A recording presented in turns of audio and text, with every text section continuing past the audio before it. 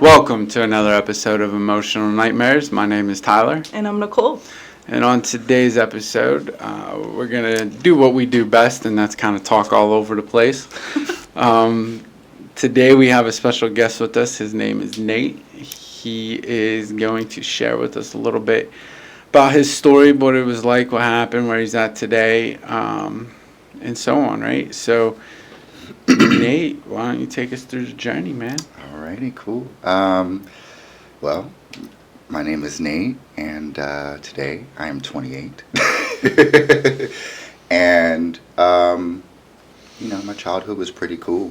Everything was, I'll say this, really something cool about me. I was born on the freeway in the ambulance truck. Didn't cry. They thought I was dead. Fun fact. Yeah, right, and they ended up squeezing my foot. It was a whole debacle. My grandma screamed. The EMTs didn't even know what they were doing. My mom was the only one that was calm at 17, 18, first child. On a highway. Yeah, on the freeway. She didn't even have a name for me yet. She was just like, it is what it is. So she named me Nathaniel when we got to the hospital, I believe, or a day later, she named me Nathaniel. And, like I was saying, childhood was great. Because I was a single child, I had everything I could ever want. My mom was doing good. Grandma had a good job. She worked for the IRS. And she actually hated her job because of how invasive she had to be. I would hate it too. And, but she made great money. She had to maintain the bills and things of that nature. And then, let's see, great life until my mom in the background started doing some things that I didn't know because I was a kid. And I think around 6 or 7 too, my mom, grandma, rocky relationship. So my mom would leave and she was just with her friends and piggybacked me along because I was her kid. And I guess she just needed some money. And someone talked her into cashing some bad checks. And this woman had a plethora of girls that she had been doing this to. And my mom. And mom's young, too, at this time. Yeah, I want to say she was 22, okay. 23. And, that doesn't make any sense then. She was maybe 24. I don't know. She was young. Young. Yeah, she was young. Regardless, young. She had you young. It was a young situation. It was just very young. And babies having babies. Basically. And so, one day my mom and I were minding our own business, and I was sitting in the front seat as a kid, not in the car seat. We just ran around the corner to go to the gas station. And I was 90s just sitting. Were interesting. Very, velvet seats and everything. The whole middle seat. Yeah, I miss those times. And just chilling, minding my business, and her friend or whatever went into the store. Then the cops pulled in behind us, and they had ran the tags, came up, asked my mom for, license, registration, saw that she had a warrant out for her arrest, ending up getting arrested. And I'm trying to figure out, what the heck is going on? Friends coming back out. They're not, the cops aren't saying anything to me. They're keeping my mom in the car. And I'm just like, where's my mom? What's going on? This and that. And you're 6 or 7? Yeah. And I'm just So you remember this very vividly. I do. Right? Yeah. It's important to say that too, for our listeners, because we do have a lot of people that listen to us that, backgrounds are not always the best. Mm-hmm. And that's one of the things that we talk about is, when you're doing these things, you're putting your child's life in jeopardy. It's not that you don't care about your kids. It's that your own addictions are creeping up so much so that you're putting your child's life in this danger. And everybody always argues, well, no. And I always say, it's a ripple effect. When the cops come, right, or when these situations happen, they're going to remember, right? And it's going to stay with them. So here you are, Yeah. right, talking about a situation. You're, what, 28 now? Mm-hmm. So here's a situation at 7 that you still vividly remember Yeah. with your mom, right? Yeah. So it's important to point that out so that the listener can understand that. Yeah, till this day, like, it's something that I would think that I would have, like, put to the back burner and just, forgot. But no, that moment, I remember that shit like it's yesterday. Like, I remember everything. So what happened after the police took mom? What happened with you? Then, well, they did give me a chance at the end to say goodbye to my mom. I gave her a kiss. That was nice. Wasn't PA cops. No, we were in Florida. We were in Florida. Did you really even understand, like, why you were going to give her a kiss and say goodbye? Like, did you? No, like, I just knew that. All I knew is that she was going away from me. And I feel like at that time, too, I partly understood the concept of, like, cops and whatnot. Like, I didn't, like, I knew if you did something bad, you'd go away, but I didn't know. Like, There was no real drama up until then. I didn't know. She kept it away from me, Yeah. obviously. So, well, I appreciate that, but at the same time, girlie, you were still out there doing stuff you shouldn't have been doing. But, said goodbye, gave her a kiss, and then my mom's friend ended up driving me back to where she lived, and then I ended up going back to my grandma's. Grandma was taking care of me for a while, and that time period, I feel like I definitely blocked out because it was just like, my mom's not here. Mm-hmm. I'm going to school, just trying to go through life. Basically just going through emotions. Yeah, I miss my mom. I'm trying to just doing what kids do, going to play and stuff like that. But still, just wondering, like, where's my mom? I'd write letters and stuff like that. And Did still, it create anger? No. Were you angry towards others? Like, because I know, like, when you're young, right? Right. Not understanding everything, Mm-hmm. watching other kids where it's like, they have their mom, they have their dad or whatever, and you're kind of falling back like, what the fuck is mine? Surprisingly, I never felt like that. Okay. Surprisingly, I'll Interesting. say. It was like more so the sadness took over anything. It was like, I didn't care what she did. I just wanted her back. You were just Right, kind of right. homesick in your own home. Yeah, that's basically what it was. And time goes on. I don't know how long she was gone. I don't think she was gone long, but it felt very long. Sure. I want to say it was 2 grade periods, possibly. So, like, maybe 6 months. Maybe. Well, it's hard too because you're in a state of depression. Yeah, Right. it's you're, really, you're, it's you're a really kid, hard so, to yeah, you're say. a kid. You're How in much a time perception do you really have? Listen, honestly, A I'm week just, feels like a year. You know? Yeah. And I just couldn't. It did. It felt like a long time. I still, I haven't asked her. Like, I know what she, like, obviously I know it's not, but I never asked her, like, the time periods because it just never mattered to me.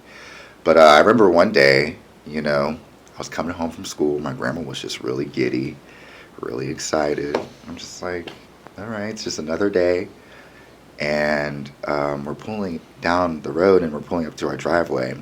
And I see this, like, weird SUV in our driveway. And I'm like, who the hell is this? Probably one of my grandma's fishing buddies, whoever it may be. I didn't think anything of it. And then, like, I see this lady in the backyard walking this dog. And I'm like, what the fuck is going on in here today? Because, like, shit's just not adding up. I don't understand what this is. And, like, my grandma, she's just still, like, behind me. We're walking up the stairs to go in the house. Go in the house, look to the right, and my mom's standing right in the kitchen. And all the fucking air left my lungs. And I just let out the biggest gasp and ran and just caved into her. Just stood there and just was like, oh my gosh, she's here. She's back. And She's when home. that happened, no longer any of the bullshit that happened in No. the past mattered, right? It really didn't. It was just like, holy shit, Batman. She's Fine. here. She's So here. I get asked this question a lot in social work, right? When I worked at social work, because everybody would always say,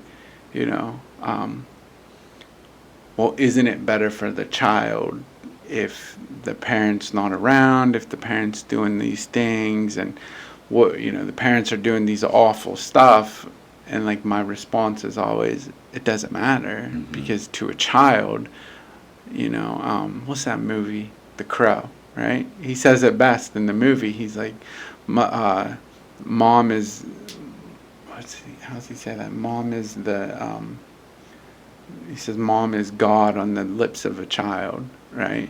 So like you think of your mother as God, no matter how much bullshit she goes through, whatever it is, still your mom. Yeah. Right? Yeah. So when you hugged her, it felt the world is back in place. Right? Literally, everything was back in place. Was it? It wasn't, because, the story goes on, literally after that, I asked her, I saw her, paper bag of all of her belongings and whatnot, and I was like, so are you, you back? And then she was like, yeah, man, I'm back, blah, blah, blah. And things were great, truly, honestly, from then. She would go on my field trips. We were going places. It was just we were getting back in the swing of things, and she'd try to make up for lost time and whatnot. And then, she's working, getting her life back in order. Fast forward to when she met my brother's dad, Stefano, that motherfucker. To this day, we do not like him. I can hear the resentments in your voice. I hate that, man, and I do not like to throw hate out there. I really am not a person that throws hate out there, but this man, a vile man, Ever since, and I have a good intuition. I'm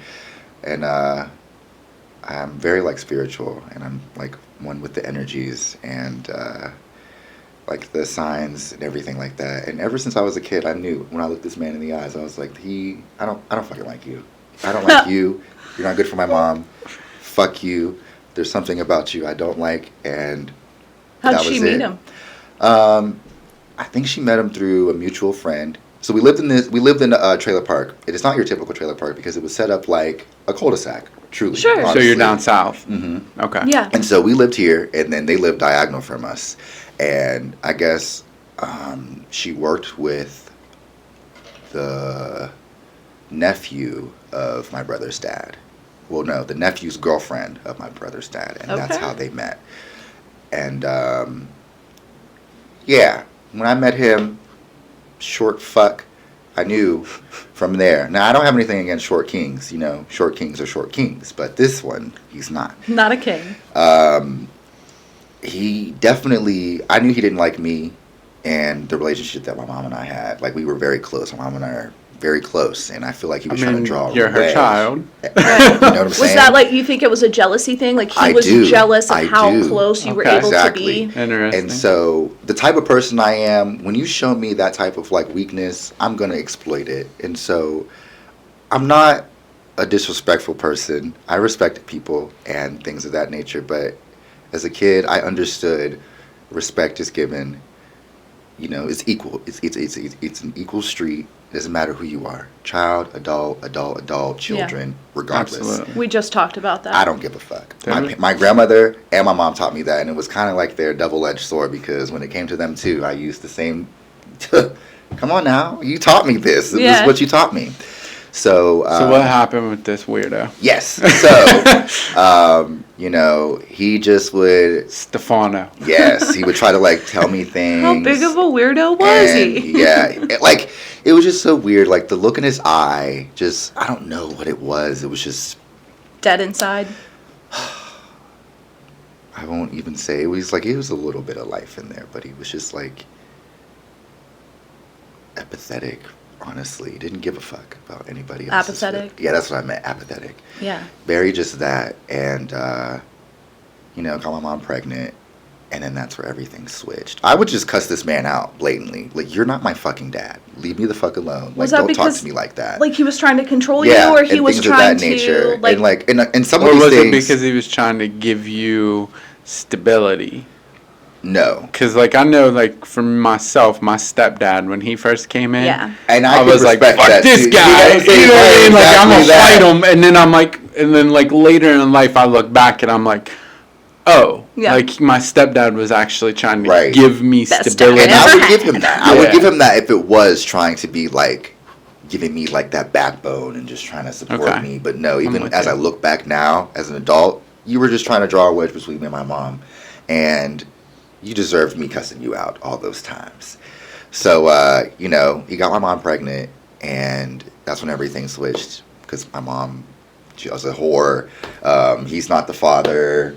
Somebody else is. I wasn't the one, blah, blah, blah. And it's just like, dude, literally, where have you been? What delusion are you living in? So he's so insecure about your relationship with your mom that he had to create his own child to get the same relationship, but then when that wasn't achieved, it was all her fault for being a whore. It sounds like it didn't even bother, right? Because it sounds like the moment she got pregnant, she was a whore. Who the fuck is this kid? Right. Yeah. So, like, how did your mom feel, like, during this whole time? Was she communicating with you? Like, I know you don't like him, but... Yes. Okay. My mom also... I also feel like I grew up early. This is also the time when my brother was born. Well, you absolutely did. Sure. And my mom would tell me, like, so my mom and my grandma still have a rocky relationship. There was an account where my grandmother's husband actually tried to kill my mom. And if it wasn't for my mom's best friend, she would not be here today. He had this fucking fishing knife. This is so crazy how things are, like, coming back. What is in the water in Florida? This is how therapy works, man. Talk mom, therapy, when you start talking, shit just starts coming out, right? So yeah. Florida's a different country. I'm trying to remember if I was like, it's so vivid because it's like I don't remember if my mom told me this or if I was in the doorway when this was happening. But my grandma, love her to death, she's changed from the years to a degree. Like, she's older, so she's stuck in her ways, but she has realized some things. She's taking accountability. And she's Southern.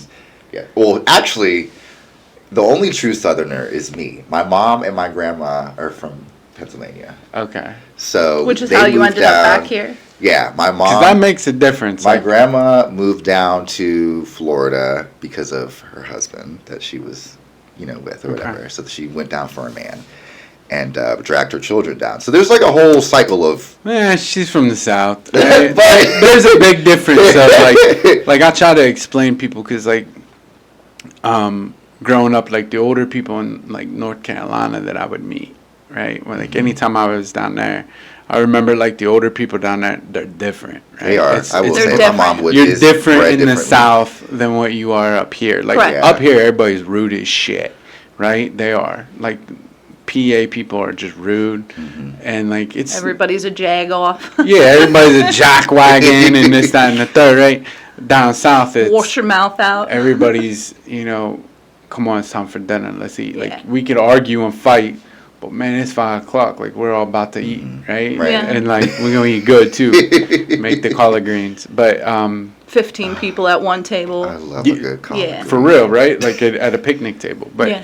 Neither here nor there, right? But that does make a difference, right? Does, if, like your grandmother being an old Southern woman, that makes a difference. Yeah, right? I could say that because the transition from her Northern to Southern, she's very much Southern bred at this point now. My mom even says like she's down in the Geechee country. Yeah, my mom even says now like she doesn't feel like Pennsylvania is home to her anymore. Sure. Florida was essentially her home. But like one night, my mom and Walter were in arguing, and he was like, you got to get out, blah blah blah. My grandma's just not defending my mom whatsoever, just saying that my mom's being rude, and it's just like, okay, well, in any situation I feel like I'm gonna defend my kids over a man. I don't give a fuck. I made them. But that's what you've learned from your experience, not what had been mirrored to you. True. Yes. Right. That is very so true. And I do put myself in those situations, and I'm like, well, at that time, that's the mindset my grandmother was in, or at that time, that's the mindset my mom was in. But it's not generationally, there's a lot of problems there, sure. And that's very good that you do that, right? I commend you for doing that because a lot of people can't, right? One of the things that we try to teach people in the mental health world, and I'm sure you guys too, because you guys both work in a mental health unit. That's one of the things you try to do, right? Especially in like trauma-related events is, let's put ourselves in the other person's shoes. Yeah. How would you have reacted? Is your reaction similar? Yeah. Right. Or what? Like, how would you react? So, like, that's a big thing we try to teach people, right? Yeah. So, again,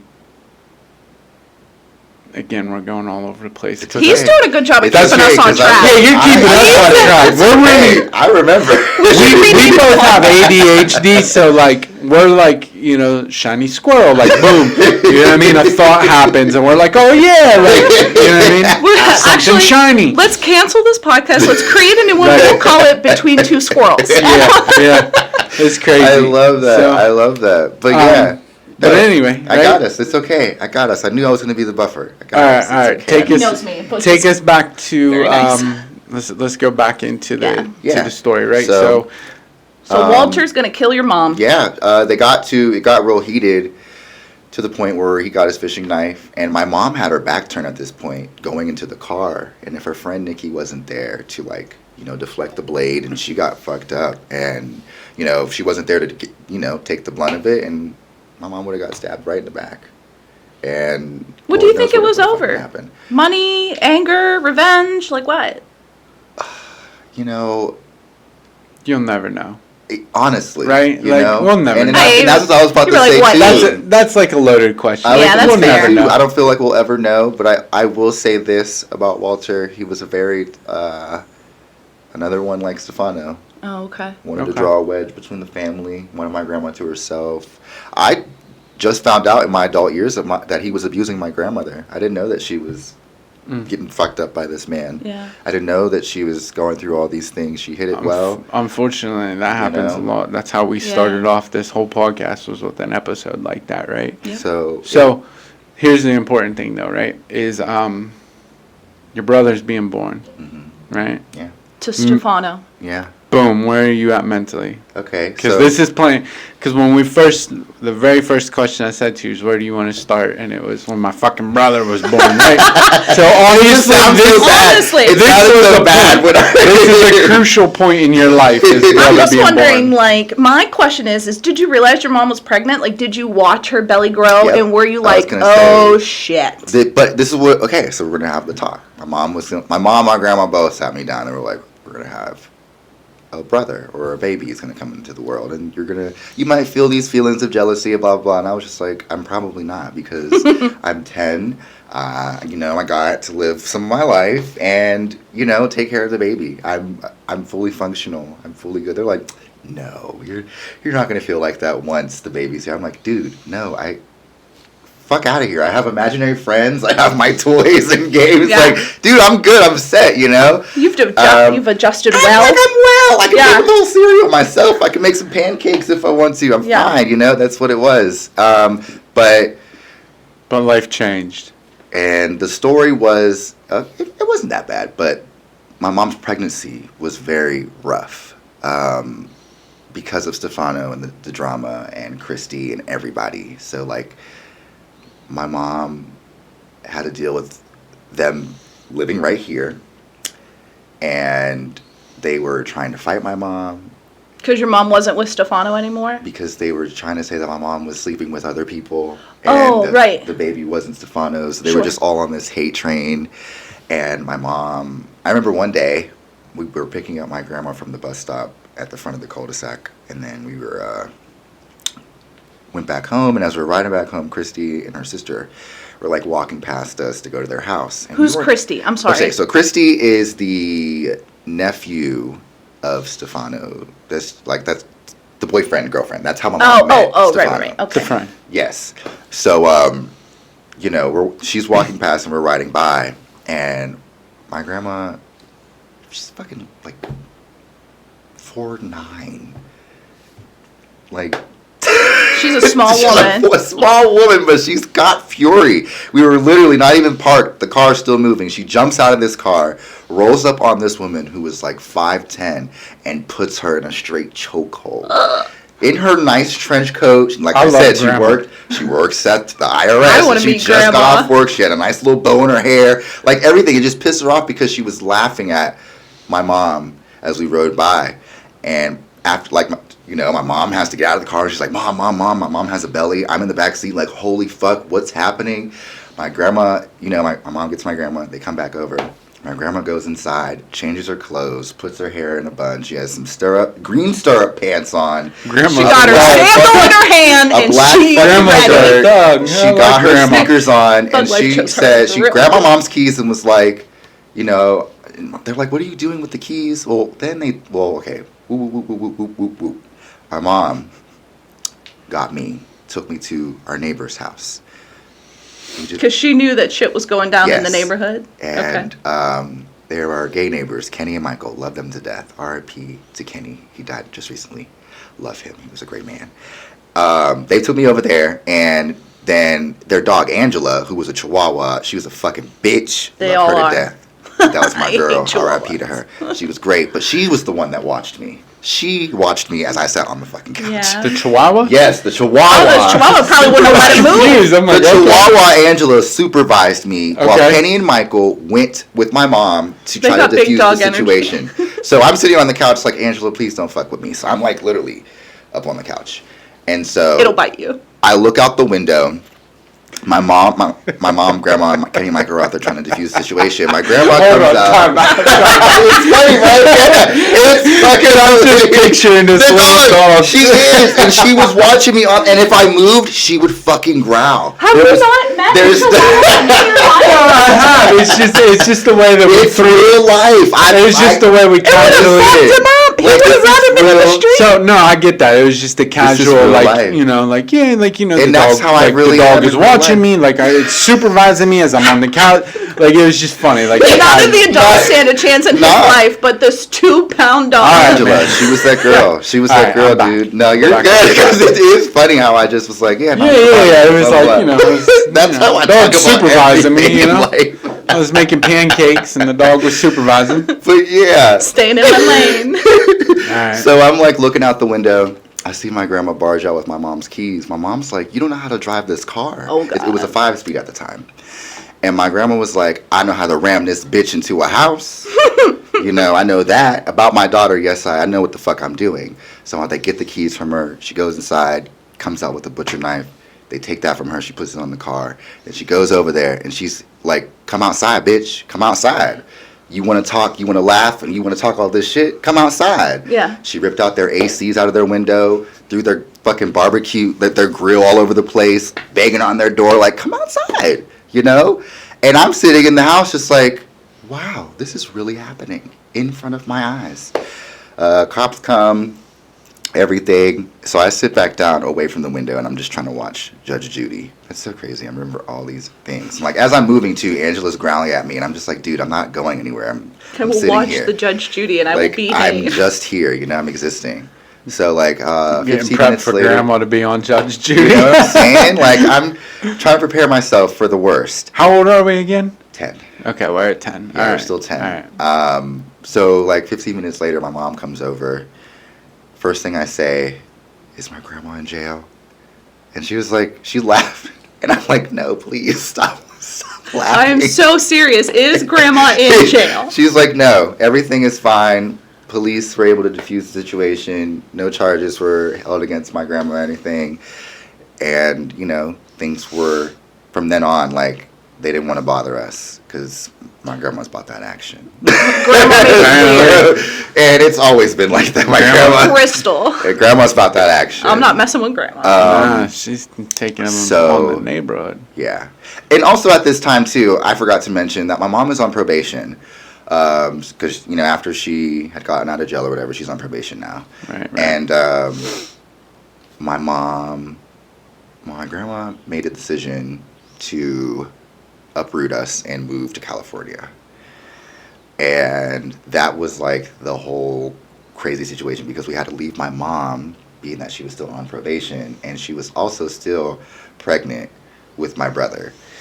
And we were driving cross country. So now you're a 10-year-old boy losing his mom again and going to Cali. What part of Cali? San Diego. Did grandma do San that because she was Diego. like trying to protect you from the drama, or like It what was more the... so, let's see, it was a honestly, I don't even fucking know why, because we owned our trailer. Sounds We like a didn't little have bit to, of like- everything. We didn't have to, do much of anything, and, my grandmother's sister, lived over there. My great aunt lived over there, and she was an RN.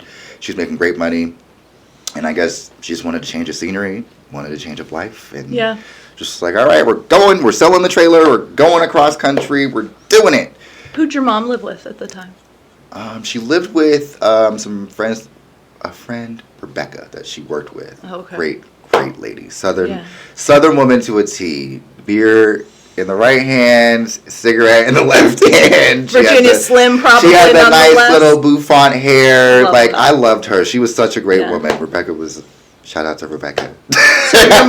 Your mom's being taken care of by her friend, Yes. but she has lost you and Yes. her other support, which is your grandma, and you guys are now with Auntie Yes. in California. And during this time, my mom had my brother premature. Oh, no. 3 months early. 3 months early. And she wasn't even sure about his situation. And she was on the phone with my grandma, actually. And I remember this like yesterday. She was on the phone with my grandma. And my grandma wakes me up at like 6:43.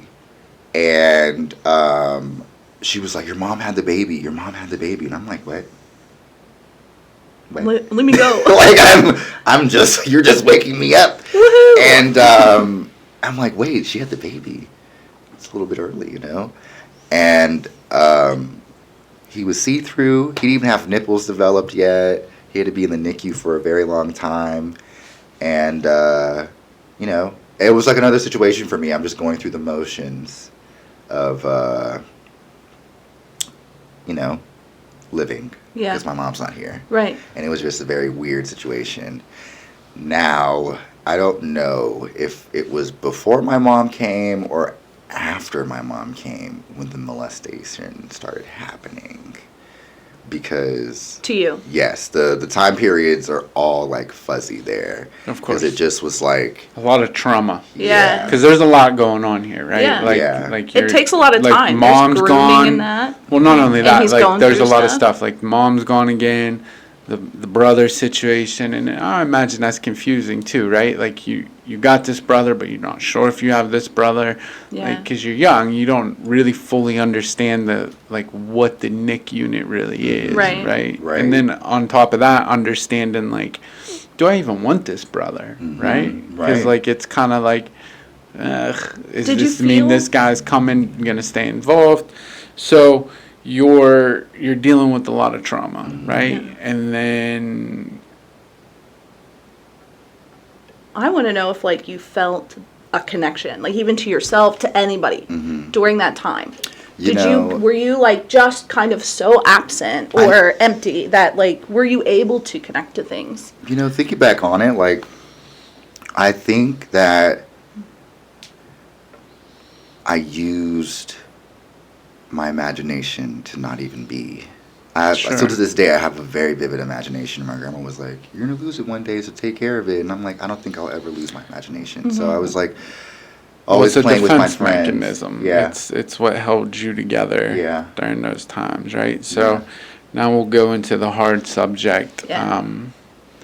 So now you're 12. the molestation. Yeah, I'll say, okay, so before then, I was going to say this to you. My mom was able to get off of probation early. Okay. Nice. And one day, as I was getting off of school, you know, it's just a regular old day, and someone familiar popped their face out of the passenger window, and it was my mom. And I was just like, you know, so it was like another feeling of like, holy shit, you know, life's here again, blah, blah, blah. And then I get in the car, and I don't see the baby, and I'm like, well, where's the baby? And she's like, well, I left him in Florida. And I was just like, I was bummed out. I was just like, oh my gosh, what the fuck? You left the baby? Holy. You left the baby? What a strange turn of Oh, events. shit. And so, Tyler does this often. and so, like, I have an obsession with playing with Yeah. this mic. You guys listening to this are probably watching us like, dude, leave the damn microphone. I just on. wanna say I feel like haven't want it touched back. it. I just like Yeah. I want it I back. do it It's all my the security. time. Yeah, I do that a lot. I get And so we I get to try the not to. house, and I walk into the door, and then my grandma is playing with this little baby on the bed, and I was like, Mom, you ain't shit, you know, in my mind. And then Oh my God, you I got was me. really, like, right, you got me, oh my gosh, you know. And for the first moment, though, I was really excited. I was like, there's a little baby here. Yeah. Like, I still, obviously, I never had any, like, animosity about being a little baby here. Like, I was just like, holy shit, there's this little guy, you know? You're Innocent. existing. And then, like, our first interaction was really funny because I picked him up. He looked at me. I held him up like this. We were looking at each other.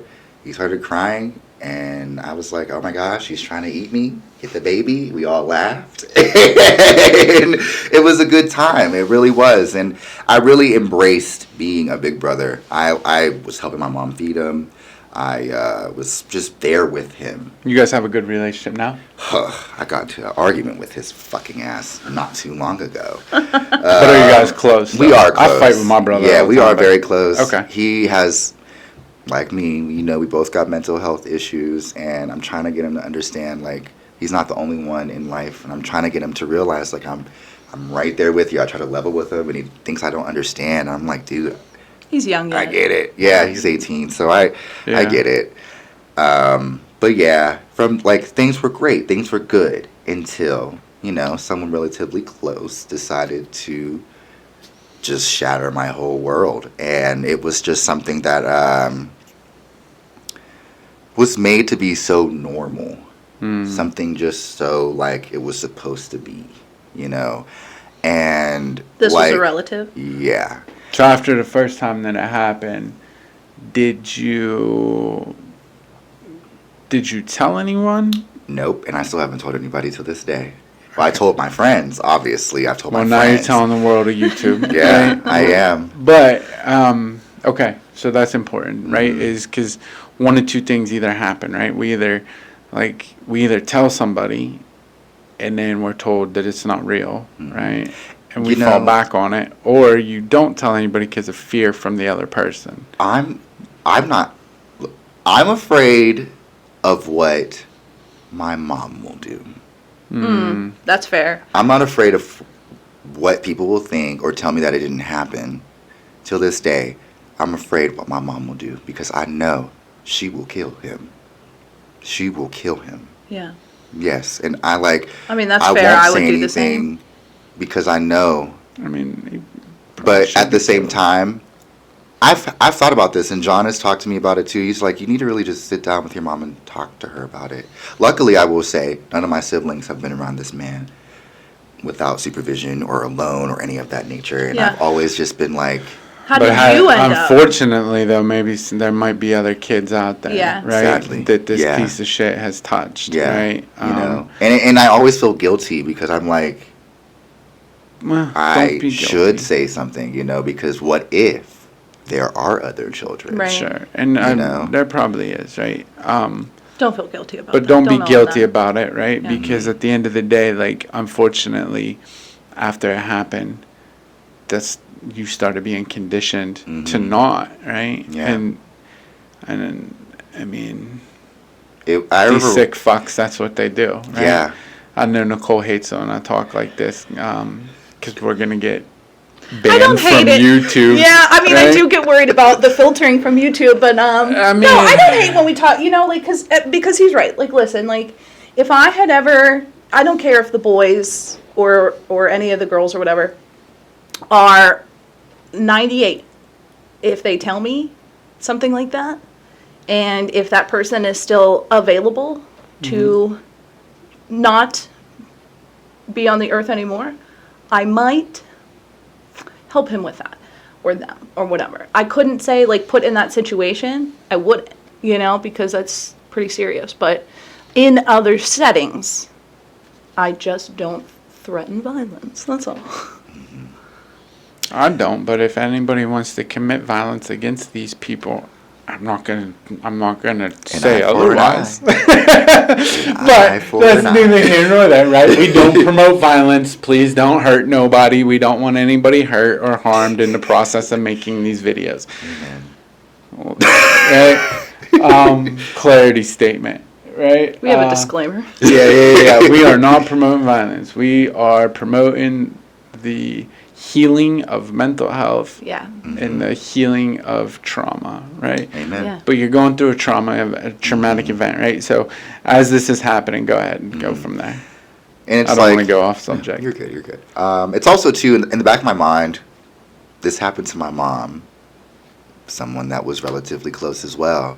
And it's something that she vowed that she would protect us from. It's also another reason why I'm like, I don't want her to feel shame because it wasn't your fault. Because there's just some things that we can't control. And there was ways I was trying to tell her, in a very cryptic way. Like, she just couldn't understand it. And I didn't know how to just blatantly be like, this happened to me, you know? And it was just very hard. It was just very hard for her, or not even for her, but for me to try to get the message across. And when she just couldn't understand my cryptic ways, I was just like, let's just dead it, you know? And then, like, as life went on, and she would just talk to me about, like, sexual assault, and if it would to happen to her kids and, like, things of that nature, she's gonna kill them. And my mom she's already off, I don't want to just say off her bonkers, but she is, you know, we're all a little mad here, you know? They make different size hats. Yeah, you know, and Maybe mom can come on the show and we'll listen, talk to her. I believe everything my mom has said to me, and she's been in altercations too, but she has blatantly told people, I'll fucking kill you, so please don't mess with me. Please, because she has too much going on. My mom, she's legally blind, she has only tunnel vision, she has all these ailments, she has to get double knee replacement, she's 45, she's mentally beat up, but even she, in these last several months, have been able to pull herself out of the mud and has been trying to, like, change her way of thinking. And she's taking her meds. She stopped going to therapy just recently because she was able, even her therapist was telling her she's able to see a dramatic change. That's great. So I'm proud of her. That's and awesome. we've been proud, you know. But back to this, and you know, after the first time, That's important, Yes. right? Let's not downcredit that. not right? no, 'Cause not at all. This I is want very people important. to understand, like, Amen. although self-growth is a lifelong journey, therapy is not, right?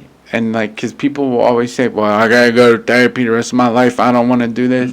You And you don't. You go to Mm-mm. therapy until you can finally get through the traumatic events. Yeah. And then your therapist is going to say, spread your wings and fly, man. Like, you're Exactly. good. You don't need me Exactly. no more. Go do your Exactly. thing. So, Yeah. like, I'm very proud of mom. That's awesome, Yeah. right? All right. Yeah. All right, go. But yeah, but after the first time, it was just like, it would happen. It would happen more often, and then it just became a routine. And then it was just so weird too, because I remember the first time, it was like I tasted the fucking condom. Like, I could taste the latex of the condom and how bad it hurt. It was just insane. Obviously, you're fucking stretching an orifice, a muscle at that, you know.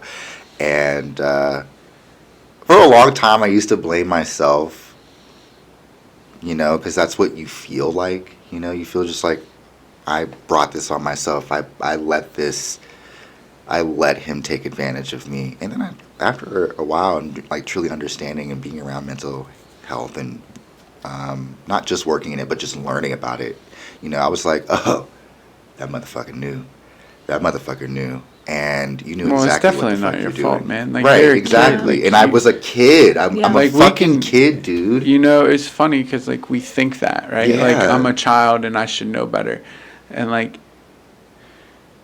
you don't. Like, it don't matter how old you are. Like, you know, you might not know better. Like, Yeah. you don't know how to protect yourself. And, like, it's confusing and it's very, what the fuck just happened? Like, Yeah. what do I do? And, like, it's very confusing, right? And also, it fucked up my perception of love, too. Right. It really did, because it was just We're like, going there. And I'm sure it fucked up your perception of family.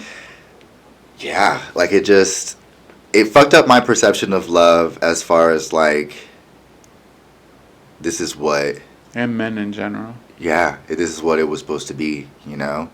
And then, and it also made me feel like, too, like, it made me miss out on opportunities with women as well. Because I love women as well as men. I just always say I just so happen to marry a man. John is so much for my bisexuality. It's so awesome. But yeah, it really fucked me up for a long time, because it was just like, I romanticized my abuse. And I thought that was love. And I thought that's what was supposed to happen. And things of that nature. And he got a girlfriend after a while, and then like the abuse stopped. And then on his 18th birthday, I got so mad at him one day. So, wait, hold on. Time out. Yeah. So he was a child Yeah. Just a few years older 17. than you. So Yeah. So okay, you were 12 and he was 17. Mm-hmm. so man, who did it to him? Right. That's what I'm saying. Right? Because like kids, so There's a large demographic. so now I feel bad, right? Because the kid's not a piece of shit, right? Right. I mean, after he Maybe turned now. 18, See how I get I was here? going Maybe to say, not. but No, after he but turns 18, your you know? opinion's wrong, right? I don't agree with your opinion because like I understand what. Do I think he's a piece of shit for doing that to Nate? Yes, absolutely. But who did that to him? Right. That's what I want to know. Is like who did that to him, Right? right? Because he might have thought So, that was normal. but He might have thought that, you know. I'm with you on your concept of that shit, but when we're talking about adults doing this to children, Yeah, no, that's a I'm different not with story. you at all. They can't be cured. They're not gonna be cured. I And don't think that there's. So- I don't think that a cure. That's a Okay. different episode. That's not a thing. I don't That's- think a cure is a thing. 38 is a cure, but right. Please see our disclaimer. So yeah, we're gonna put a disclaimer on this episode. But this is a child doing this to another child, right? Yeah. So now the bigger question are who did this to this child because he's mimicking what was done to him, right? Yeah, there's a lot of There's a There are lot lots we of can unpack unpack here, there. yeah. there's there a really lot is. going on. Right? Yeah. A lot going We'll on. have a right? family Yeah. reunion Nate show So- in the future, honestly. So I can understand your hatred and your confusion, right? Right. Because it is confusion. It's Peak puberty. here's a child. Here's another kid, roughly my age. Mm-hmm. Like, is this what? Like, I can understand the confusion, right? Because it is very confusing. So okay. So the abuse stopped. So you guys got a little older. I want to say it happened once more after he was 18. Once more, and then that was it. But he wanted me to fuck him this time, which was very oddly strange for me. He was like trying to build a legitimate, intimate relationship. Like, it was very weird for me. But I will say, like, because at that point, because on his 18th birthday, I was so enraged at one point that I was just like, I'll fucking I will punch you right in your face. And he was like, no, you won't. And I did 3 fucking times. And I fucking rocked his jaw 3 fucking times at 13. And he slapped me in my face 3 times because I punched him in the face 3 times. But I feel like at that point, I got my strength back. And I was just like, yeah, no more. Of course, I ran off and cried in the bathroom. And I was like, but like, But you stood up for yourself. Yeah, I was like, I got my strength back. And I felt like I could just do it in life. And then, yeah, like after that, that's when another, molestation would happen, I guess you would say, but it was me to him. Like, that's how I'm just saying, it's like really confusing. But then after that, Well, that's coaxing you into doing things that you don't want. So Yeah, it's just so- manipulating and abusing you. yeah, so Yeah. like Yeah. after that, it was just pretty much, it was it. And then there was just family drama at that point. Like, my aunt and my grandma got into it, and there was just like fighting, interpersonal fighting, like almost physical. Actually, it was physical at that point. And my mom, grandma, everybody, it was just fighting. We moved from hotel to hotel, trying to survive on my grandma's bond checks, and we were living in the car In California. in California. So That's a rough life. Yeah, I was gonna say it's really expensive out there. It's more expensive to live in a car in California than it is to live in our town here. It was very hard, and at one point we ended up going back. My mom didn't want to go back, so she tried to rough it out in the car for a few more nights, and I tried to like power through it with her, and she was just like, no, just go back to the house and I'll just do this, blah blah, it's fine. And I went back, and I just felt like I don't want to be here. My little brother and I were there with my grandma and aunt and things of that nature, and I was just like, dude, I don't want to be here without my mom, And then they allowed my mom to come back. Then shortly after, I remember us moving again. My mom was just like, fuck it. My mom and I, we moved to Virginia with a male friend of my mom's, who I found out was her sugar daddy, but she wasn't given no sugar. She had a good setup there. But he was a good man. He taught me like guitar things. Like he was not like a creep, I will say. Okay. Jose was a great man. He was a good man to my mom. He took care of us. Never once did he ever like do anything with my mom in a very negative way. That's good. Slept in the living room. We slept in the room. That's wonderful. Never, yeah. You just Jose went from wild and crazy to like somewhat normal. Yes. How did you get to? We're like an hour in. How did we get to PA? All right. So after things started getting a little weird with Jose, he started getting more, wanting to be more romantic with my mom. And my mom was like, no, this isn't what we, had established. It is what it is. So we ended up we Virginia, and we moved back to California once more. I think we were over there, and then also at this point too, we moved from La Jolla to Carmel Mountain, another prestigious little area of California, and another fight has erupted, but it's between my aunt and my cousin, and she's chasing him around with a knife and telling him, I'm going to kill you, I'm going to kill you. He has already said he's going to kill my mom, me, and my little brother. Just so much violence. So much is going on. And you guys are all, like, as kids, just watching this. Yeah, I've had so much anxiety since I was 10. Yeah, just people running around with knives. Yeah, so, like, that Grandma's was, like... kicking air conditioning out the window. Grandma is leading the party on that. Yeah, so this was, like, the final straw. We ended up staying at a neighbor's house for a time being. They really helped us out. Then, again, back at the hotels, and our car got repoed.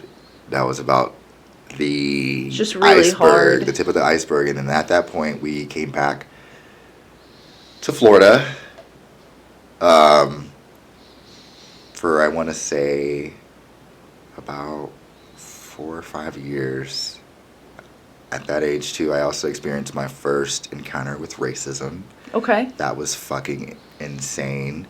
I had a man tell me, it was just, he didn't... In Florida? Yeah, it wasn't that he didn't have to say the N-word or anything. It was just the fact that as soon as he saw me, everything changed about him. Like he was just disgusted by your being? And then he was like, you'll be swimming in a pool of your own blood, blah, blah, blah. And it was all because I found a bike in the neighborhood. My friends and I found this bike, and a special needs kid ended up, like, taking it from my porch. And, took it. And I had seen him, and I was like, dude, that's my bike, blah, blah, blah. He was like, no, it's not. And I was just like, no, it's my bike. And I was just trying to explain to him, have my friends, and we were like, yo, it's my bike. I want my bike back, got my bike back. And then he had sent his uncle or whomever to my house. And that like, because you were black, you must have stolen that bike. It wasn't yours. Yep. Oh, it's awful. Which is interesting. They living down south and everything, like you're not experiencing the racism. Yeah. It wasn't until I was 13, 14-ish. 15 maybe, I'll say. 15. Yeah. And then that's also too where my mom and I, like when I hit puberty, then my mom and I started having a really rocky relationship. And I wouldn't say I was rebellious, but it was a time where things just made sense. And I didn't feel like it was fair for you to treat me a type of way and go along like nothing happened. Right. And so I would just speak my mind, speak my truth. And it's very common in a black household, like when kids speak their truth, you're talking against, authority, or you're being defiant. It's just like, no, you just don't like that I called you out, and you just were going to be like, you're being defiant. And that's why I feel like it was, because it just... certain shit didn't make any sense, because they would be like, whatever I say goes. And I'm like, so you're telling me you tell me to go jump off a fucking bridge, I'm supposed to go and do that?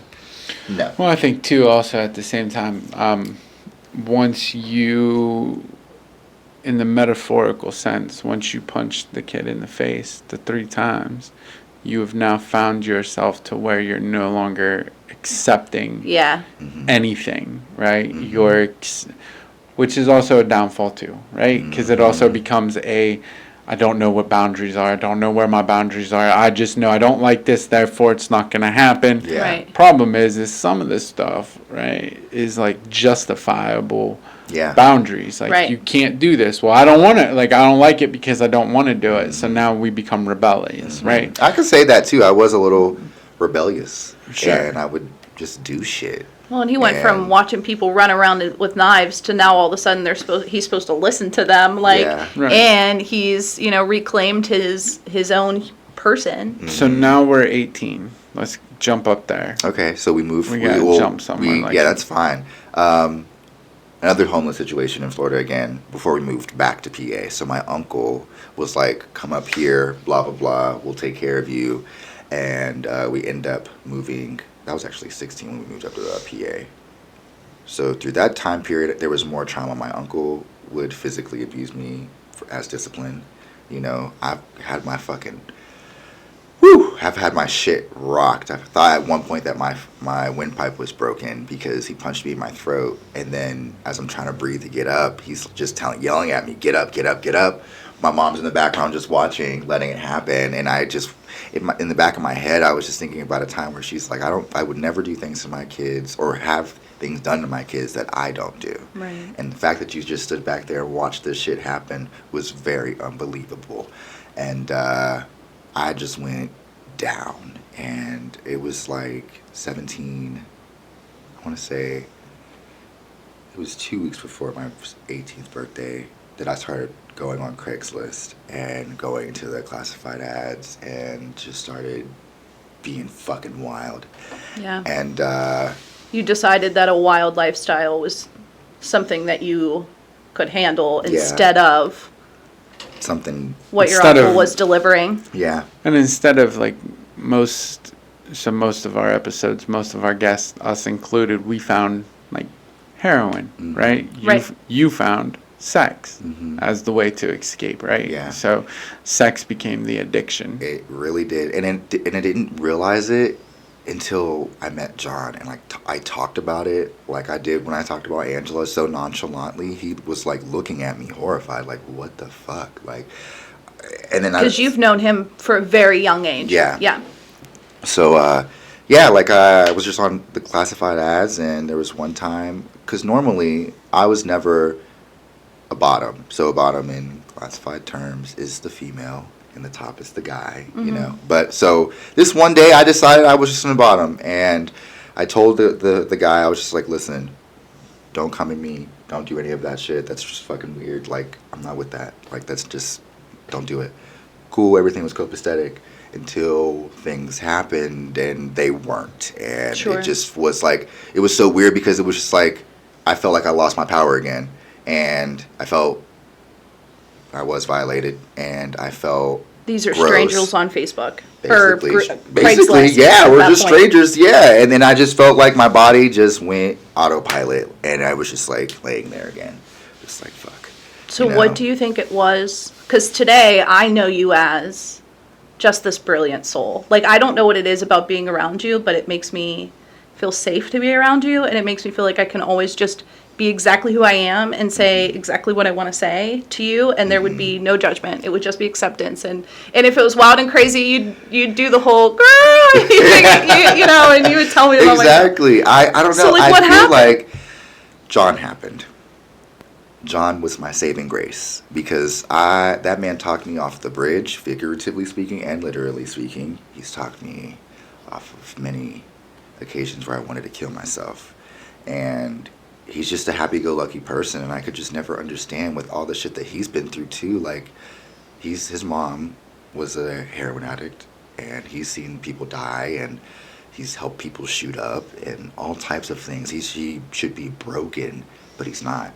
And he would just tell me every day, like, listen, dude, like, it could be my last moment, and I have to live this. And it's something that we hear all the time. Right. But, like, when you watch somebody living that shit and being, like, embodying just who they are and not giving a fuck and just being like, I'm here world, it really inspired me. And I could never understand, like, he was always like, you're so negative, stop being like that. I'm like, dude, I'm a realist. Until I realized, like, realists say that, but are you being real or are you being negative? You know? And I had to slowly realize, like, dude, you put yourself in a lot of, not like my trauma or anything, but like I try to play the victim in some of my situations, and it's just like, dude, take accountability for that. Own up for who you are. You're an asshole. You fucked up sometimes. You can be a little arrogant, but you're also kind. You're generous. You're a safe person. You would literally give... I always say this to people all the time, like, I'm a bitch, but I'm a bitch that will give you my fucking shirt off my back. Yeah. I am. Like, I could be so... I can be a mean person, but it's just my personality. I'm just a little sassy little man, you know? Yeah. It's just who I am. But I always mean well, and I never let my past ever distort my future, because after John even said that to me, I was like, you're absolutely fucking right. Like, I didn't even think that I would make it past 18. I didn't. And so, like, my 28th birthday... Tyler has, like, a similar feeling. My 28th birthday was, like, a full revelation. It was just like, holy shit. Like, I have a little sister. I have a little brother. I have a godson now. I have a niece. I have 3 nephews. I have my music career that I'm starting. And it wasn't even... I didn't even realize that I was a musician all my life until it was just, like, a pivotal moment. And it was just, like... everything hit me all at once, and it was like how they describe, you know, seeing your life before you die. It was like one of those moments where I was just like, I'm really happy to be alive, and I want to share that with people. I want to share the fact that, yes, life is hard. Life is going to always be tough. Finances are always going to be an issue. Friends are going to come and go all the time, but those slivers of beauty that come in between are what we really have to hold on to, and the time's never going to be on our side, so you always have to be like, make the most of it. Yeah. Don't wallow in what has happened. It's yesterday for a reason. Today is today. Tomorrow will go on. Just think about what's happening right now. Focus on this. And that's it. I go with the flow. That's what it has to be. So now you work in the mental health field? Which was an accident. It was. I was a housekeeper. Yeah, he was our housekeeper. On the unit. And he was only a part-time housekeeper. He was a fill-in for when our normal one wasn't there. And when he was there, we would be so excited. Yeah. And a lot of people come onto our unit, and I have no shame about saying this because they need to step up their game, honestly. But some people will come into our unit like they're going to get the schizophrenia on them. Like... these people are equally as depressed as you've been in your life. These people have anxiety like you have in your life. And you are 40 seconds and one bad choice from being right in here with us, okay? And honestly, our unit feels much more comfy than the general public, honestly. You know? And so when Nate would come in, he was so genuine with our patients. Or they would say something to him and he'd be like, all right, pop off. Like, you know, and the way he would treat people was just so amazing that we hounded him. So we didn't even have a position open. Right. So you treated people like people. Yeah. He was amazing. Like that's what we're supposed to do. Right? In this world, like we're supposed to just treat people like people. For the most part, right? Like we treat people like people. Like it's wild to me when we hear people, you know, oh, they're crazy. Oh, they're this. Oh, they're that. And it's like, man, we can't do that. Like we got to treat people like people for the most part. Yeah. It wouldn't matter if our bathrooms were a mess, right? Because a lot of our employees, and again, no shame, won't clean up stuff that's really gross. And this is real time. These are people's lives. You know what I mean? And they're usually so distorted that time works differently for them. And Nate would show up and clean a bathroom because he could. And he would do it kindly for them. And he would do whatever they needed to do, you know? And like, when I would speak with Nate, it doesn't matter how much is dirty or what needs done. These people need taken care of because they deserve it. And that was always my favorite part about you. So what keeps you going in the mental health field? Like, what do you hope to gain out of it? It's a pit stop now that for you're you. Here, it is now that you're here. Talk about it. It's a pit stop for you. That's okay. I never expected it to be this. I never expected this pit stop, honestly. I never expected to work in the That's how life works, field. man. Honestly, and it does. And one day I did see that they had a position open, and I was just like, you know what? Fuck it. dive right into it, something that you don't even know what to do. And I know I'm great with talking with people, but I didn't know that I would excel. I mean, like, excel. I just did my yearly review with my boss, and she's had nothing but great things to say about me. I'm late, but the great ones are. Amen. I said that, and I laughed about it too with her. And I said, "Listen, that's something that I have been trying to work on is my time management skills." I've been late to work every day for 6 years. But at least when I come to work, I'm not even like late here. I don't lollygag. I come in there and I'm like, "All right, what do I need to do? What's my line?" And then I go out there and do what I got to do. Yeah. Because I come in, I know I'm gonna be late, so let me just come in here and make sure I got to do what I got to do. But what I gain most from it is seeing people's lives change, and it's the ones. If you know the ones, you know the ones. Right. Because not all of them, obviously, are going to change. Because It's unfortunate. we got, frequent flyers, and that's fine. Yeah. But I've cried over patients. I've told patients, too. You've come Absolutely. as a patient, and you've left as my friend because you've changed my life and how I interact with people differently. That's how you're supposed to be in this field. That's Yeah. Right? Is to remember that Yeah. we are just vessels to give our experience. But like I tell my guys all the time, man, I get more from you guys than what you'll ever get from me. Yeah. And I don't think I Honestly. think they feel like I'm joking. I'm like, no, you guys. But at the Absolutely at not. the beginning they did, but now they genuinely feel the love. And like sometimes I feel so like I catch myself saying like when I say goodnight to them, I'll say I love you, and on accident I'm just like, Sometimes. oh fuck, because it's just like I have nothing but love to give. I tell them I love them. I don't have anything but love. That's Yeah. it. Sometimes and that's I all they tell them need. too. I tell them too. Like, listen, I don't care about your diagnosis. I don't care about any of that. I care about getting to know you and understanding. Sorry. I'm a mess with By the end of this, 39. it's usually falling apart because he's touched it That's so funny. often. I just care about where you are right now and what you're trying to do, what goals you're trying to make, and if you're trying to get out of the situation. 'Cause Yeah. I tell them too, I'm not one of those people that are going to just go along with what you want. I'm going to challenge you. I'm going to make sure your SMART goal is something that is actually attainable That's on right. this unit. I'm not going to give. It I'm not going to can't be, don't half-ass get you. eaten by a shark. You're Exactly. not getting eaten by a shark I said here. I'm going to give you as much as you give me. You're going to give me your ass to kiss, and you're definitely going to get mine to kiss too. I say all the time in morning meeting and daily review, there's going to be Yeah. days where you like me. There's going to be days where you don't like me. But that's okay. Because we're trying to teach them how to be human, so we have to So- act human for them to see that. Exactly. So what is your? So we're gonna wrap this up, Yeah. right? So what Long is the overall message that you want everybody that's listening? What do you want to say to them? All right. This is to y'all. Don't let your past define you because it's back there for a reason. Use it as a lesson learned. Use it as motivation. Use it as something to fuel you for your future, whatever it may hold. Because you never know what tomorrow may bring. Dude, I was on TV before. I never knew I was going to be on TV. You never know what life may bring. Don't let it distort what could be your blessings. And that's really all it is. Because I blocked myself from a lot of things that I could have had early on because I was so stuck with being in the past. Yeah.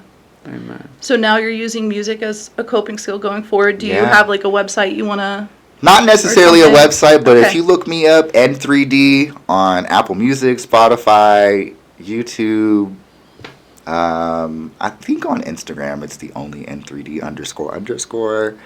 But yeah, I'm about to be coming out with some new music, and it's gonna be really cool. I'm What really genre? excited. And it's so hard to The even. Nate genre. He And is that's a genre. just what it is. It's just me. I rap and I sing, but I feel like the best way to put it is like I'm a one-man Linkin Park, and I'm on like trap beats or hip hop beats. Well, not So necessarily can I trap get? beats, but So I'm like gonna get a little bit of Jadakiss sprinkled in there. I'm very poetic. Jake. You could say for sure. I'm very, very poetic. All right. So I'm not like saying bullshit. Like I'm actually saying things, and Yeah. you know, You are very poetic when you speak. Well, so yeah. I'm looking forward to that. yeah. So I do want to say to everybody that's watching.